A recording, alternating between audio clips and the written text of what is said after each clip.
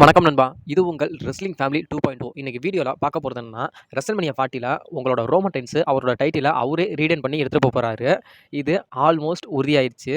அதாவது first of all Roman Reigns எப்படி அவரோட டைட்டில அவரே ரீடெயின் பண்ணி எடுத்துட்டு போவாரு அப்படின்னு சொல்றேன். அதாவது கோடி ரோட்ஸ் வந்து ரெஸ்ல்மேனியா 40ல ரோமன் ரெயின்ஸ பீட் பண்ணி நியூ அன்டிஸ்பியூட்டட் யுனிவர்சல் சாம்பியனா ஆவேன் அப்படின்னு சொல்லிட்டு கோடி ரோட்ஸ் வந்து ஒரு ஒத்த கால்ல நின்னுகிட்டு இருக்கானே. இவன் எப்படி அதாவது ரோமன் ரெயின்ஸ் எப்படி சாம்பியன் ஆவான் அப்படின்னு நீ எப்படி சொல்ற அப்படின்னா, ரோமன் ரெயின்ஸ் தான் 2024ல நடக்க போற அதாவது ரெஸ்ல்மேனியாலயும் அவரோட டைட்டில அவரே தான் ரீடெயின் பண்ணி எடுத்துட்டு போறாரு. ரோமன் ரெயின்ஸ் அவரோட டைட்டில அவரே ரீடெயின் பண்ணி எடுத்துட்டு போவாரு அப்படின்னு நான் எதுக்கு சொல்றேன் அப்படின்னா, ரெஸ்ல்மேனியா 40ல ரோமன் ரெயின்ஸ் கூட மோதுறது யாரா இருந்துச்சு அப்படின்னா, நம்மளுடைய ராக் தான் ரோமன் ரெயின்ஸ் கூட ரெஸ்ல்மேனியா 40ல மோதுறதா இருந்துச்சு. அதுக்கப்புறம் சில பிரச்சனைகளால மட்டும் தான் நம்மளுடைய கோடி வந்து இப்ப மோதுறாரு. அது இல்லாம ராயல் ரம்பிள் வின் பண்ணது.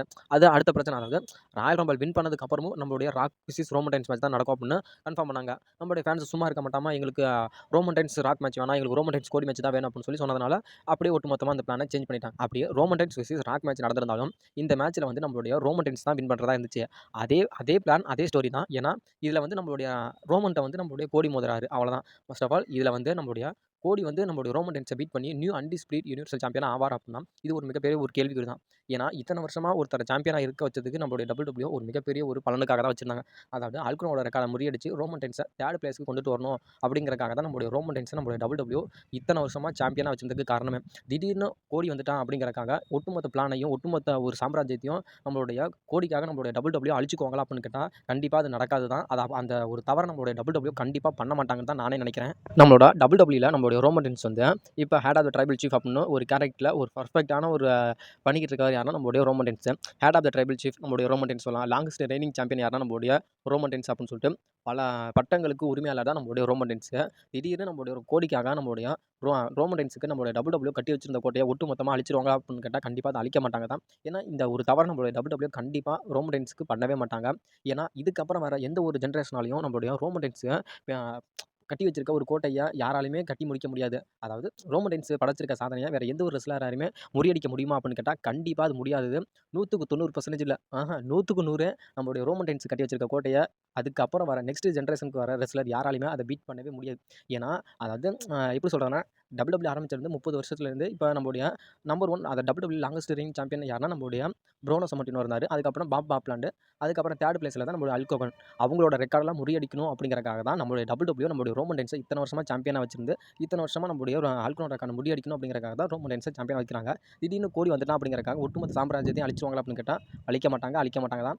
ஏன்னா நீங்களே கொஞ்சம் யோசிச்சு பார்த்தா கண்டிப்பாக தெரியும். ஏன்னா சரி 2 வருஷமா நம்ம ராயல் ரம்பிள் வின் பண்ணிட்டானே கோடி, வின் பண்ணி திரும்பி 2 வருஷம் ரோமன் கூடயே மோதி ரோமன் கூடயே தோத்து போனால் ஃபேன்ஸ் மத்தியில் வெறுப்பு தானே ஏற்படும். WWE யாருமே பார்க்க மாட்டாங்களே அப்படின்னு சொல்லலாம். ஆனால் கண்டிப்பாக நீங்கள் சொல்கிறதெல்லாம் ஒத்து போகுதான் விஷயம் தான், நான் இல்லைன்னு சொல்லலாம்.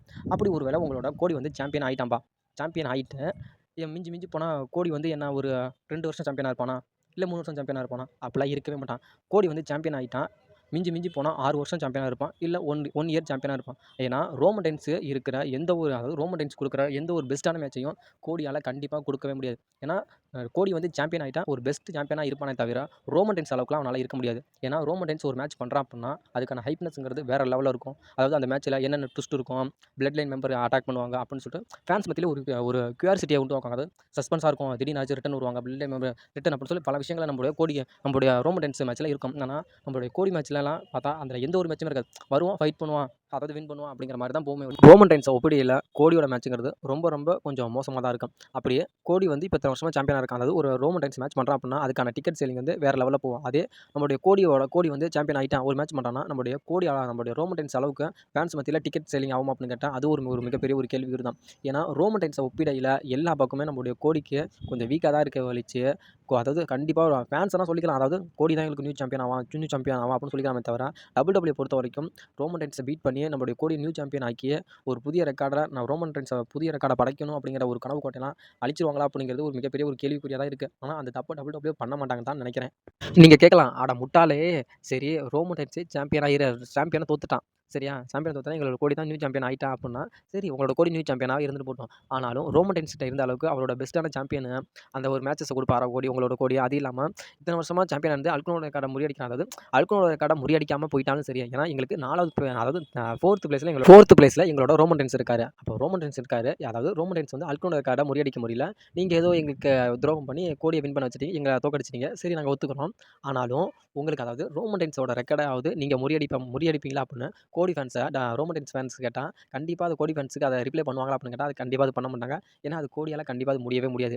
ஏன்னா இப்ப இருக்க ஜெனரேஷன்ல ரோமன் ரெயின்ஸ் வந்து ஒரு ரெக்கார்ட படைக்கிறாரு அப்படின்னா, அந்த ரெக்கார்ட ரோமன் ரெயின்ஸால மட்டும் தான் படைக்க முடியுமே தவிர வேற எந்த ஒரு ரெஸ்லராலயும் படைக்க முடியாது. ஏன்னா இப்ப அல்குனோட ரெக்கார்ட முறியடிக்கணும் அப்படின்னா, அது நம்மளுடைய ரோமன் ரெயின்ஸால மட்டும் தான் அது முடியும். ரெசல்மேனியா 40ல ரோமன் ரெயின்ஸ் வந்து அவரோட டைட்டில அவரே ரீடைன் பண்ணி எடுத்துட்டு போவாராம். இல்ல ரோமன் ரெயின்ஸ் ரெசல்மேனியா 40ல அவர் சாம்பியன்ஷிப்ப தோத்துருப்பாராம். இல்ல உங்களோட அமெரிக்கன் நைட்மேன் கோடிய நியூ அன்டிஸ்பியூட்டட் யுனிவர்சல் சாம்பியனா ஆயிருப்பாரா அப்படிங்கிற உங்களோட கருத்த மறக்காம கமெண்ட் செக்ஷன்ல கமெண்ட் பண்ணுங்க நண்பா. வீடியோ பிடிச்சிருந்தா வீடியோக்கு ஒரு லைக் பண்ணிட்டு நம்ம சேனல